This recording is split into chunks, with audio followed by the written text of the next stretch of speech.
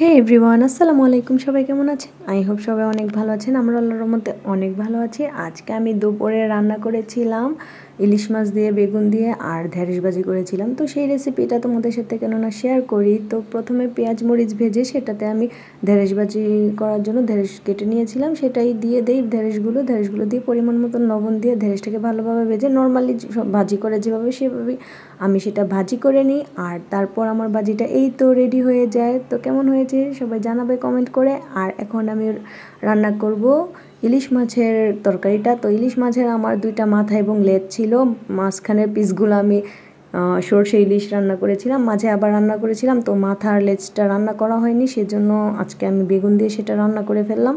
তো প্রথমে তেল গরম করে সেটাতে মাছগুলো ভেজে নেই ভালোভাবে উল্টো পাল্টে। আর এত বেশি কড়াকড়ি ভাজিনি, হালকাভাবে ভেজে নিয়েছিলাম, যেভাবে ভিডিওতে দেখতে পাচ্ছেন এভাবেই ভেজেছি। দেন কালো বেগুনগুলো আমি পানিতে ভালোভাবে ধুয়ে নিই এবং মাছ ভেজেছি যেই তেলে, সেই তেলটাতেই আমি বেগুনগুলোকে ভালোভাবে ভেজে নিই।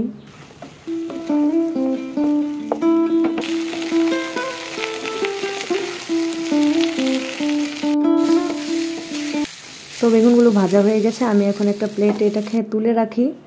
এই যে আমার বেগুনগুলো। আর তারপর একটা কড়াইয়ের মধ্যে আমি তেল গরম করে সেটাতে পেঁয়াজ দিয়ে দিই। তারপর পেঁয়াজটাকে ভালোভাবে ভেজে নিই।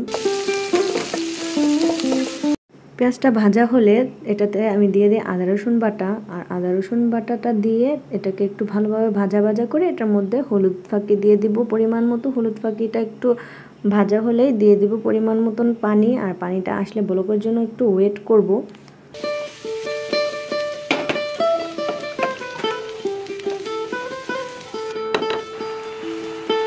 দেন এটাতে দিয়ে দিই মরিচের ফাঁকি আর পরিমাণ মতন লবণ দিয়ে এটাকে ভালোভাবে কষাই।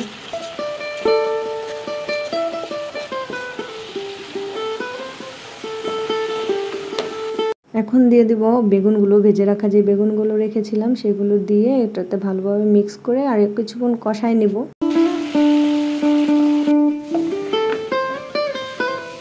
এই তো এখন কষানো হয়ে গেছে। এখন দিয়ে দিব পানি। আর পানি দিয়ে পানিটা একটু বলক আসার জন্য ওয়েট করে তারপরে দিয়ে দিব মাছগুলোকে। এই পর্যায়ে মাছগুলোকে দিয়ে দিয়ে দিব আমি কেটে রাখা কিছু টমেটো। আর টমেটোটা দিয়ে ভালোভাবে ঢাকনা দিয়ে ঢেকে রেখে দেব ঝোলটা শুকানোর আগ পর্যন্ত।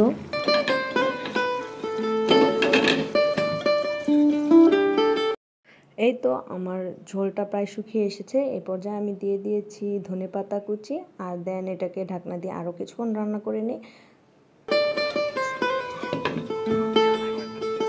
এই তো রেডি আমার ইলিশ মাছ দিয়ে বেগুন দিয়ে তরকারিটা। তো এটার নাম কি দেওয়া যায় আমি জানি না, বেগুনের তরকারি ডিশের। তো ফাইনালি আমার রান্না কমপ্লিট। আমি আজকে ঢেঁড়স ভাজি আর এই ইলিশ মাছের তরকারিটা রান্না করলাম। সবাই আমার রেসিপিটা ভালো লাগলে লাইক কমেন্ট শেয়ার করতে ভুলবে না। আল্লাহ হাফেজ সবাইকে।